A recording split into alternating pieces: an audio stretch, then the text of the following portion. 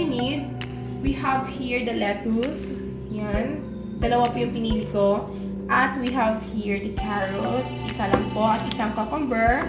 And we need 2 apples. Yan kasi maliit lang yung size niya. So, dalawa yung pinili ko. And of course, the grapes. And also, we need these pineapple tidbits. Yan. And cheese. 1 Nestle cream. And 1 220 ml mayonnaise. So, we're all set to do the slicing na, guys. Hey guys, and welcome back to my channel. My name is Ice at today gagawa naman po tayo ng isa na namang masarap at healthy na vegetable salad. So guys, talagang tayong mga Pinoy is nakagawian natin na masyado tayong maraming niluluto lalo na every Christmas, New Year at sa iba pa nating mga handaan dyan.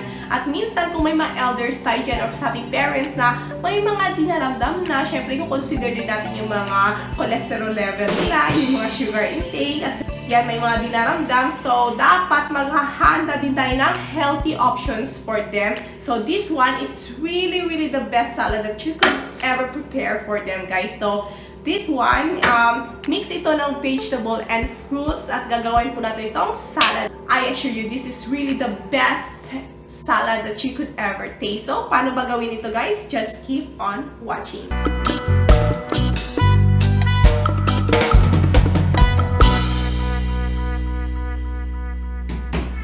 So, there it is, guys. Yung unahin po nating slice is this lettuce.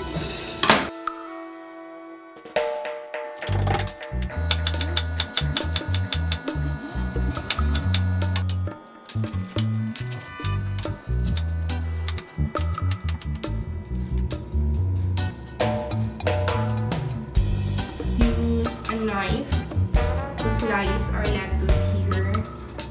And this is really the main ingredients for our vegetable salad, guys. So there it is. Ilalagay na po natin ito sa ating Tupperware. So next, guys, is our pipino. So i-half by half po natin ito. Ipipil po natin yung kalahati niya. Yung kalahati naman is pipino.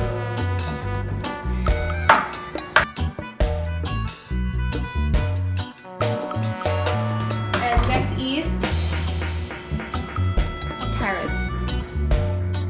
Ito po, guys, carrots natin. I-slice na po natin ito.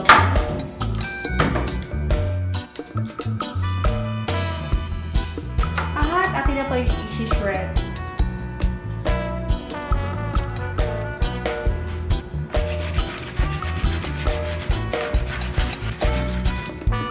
There it is. So we're almost done.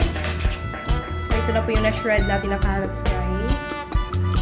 Yan, at ilalagay na po natin ito sa ating lalagyan.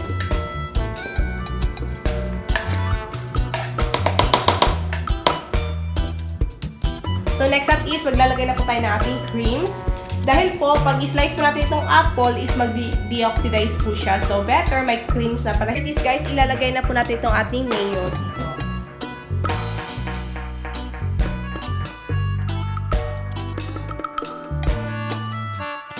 Nestle cream.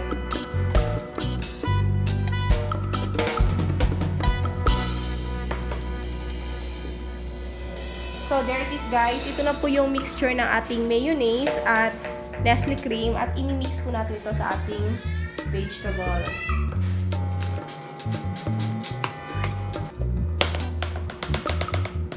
So, there it is, guys. Last po natin slice is itong apple. And we will cut this half. At ito po yung gagamitin natin for our apple.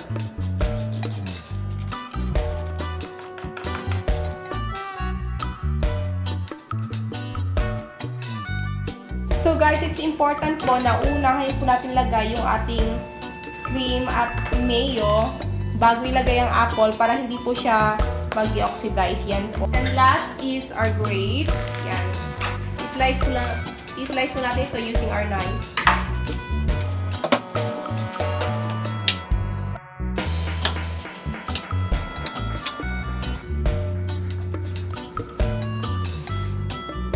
Ihalo na po natin ito sa ating mixture.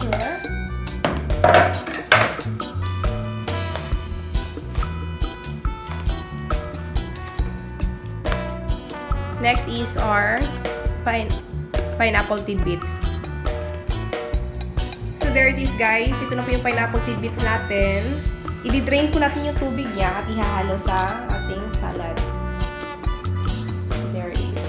At last po natin i-slice is yung ating. So i-slice po natin ito guys into pieces. Yan.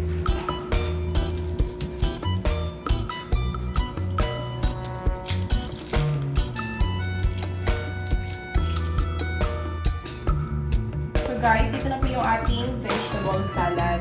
Yan. At ilalagay na po natin ito sa ating ref. Yan. Para pag malamig na po, mas masarap po siya. Yan. And of course, you can also add some raisins para mas masarap.